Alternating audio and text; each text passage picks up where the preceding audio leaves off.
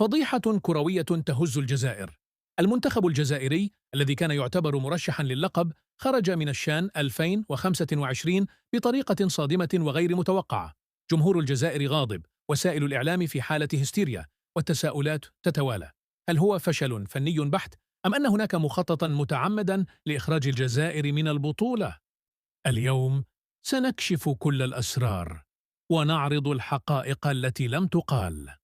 على أرض الملعب، الفريق الجزائري بدا تائها، دفاع مهتز، هجمات بلا فاعلية، وأخطاء قاتلة أمام المرمى.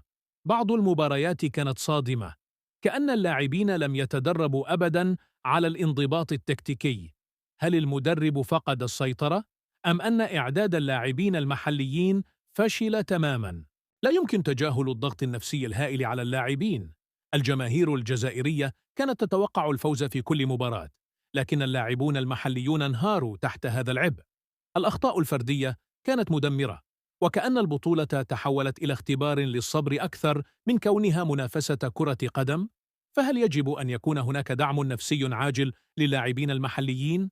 المغرب، المنافس التقليدي، وصل أبعد من الجزائر رغم أنها تمتلك لاعبين مماثلين.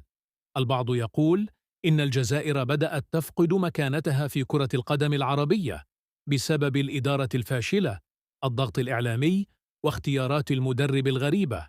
هل الجزائر على وشك سقوطها في البطولة المحلية؟ ردود الفعل كانت عنيفة. الصحافة الجزائرية لم ترحم الفريق، والجمهور انفجر غضباً.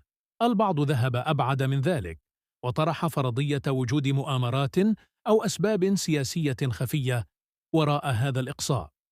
فكرة مثيرة للجدل، لكنها تعكس حجم الصدمة والغضب في الشارع الجزائري.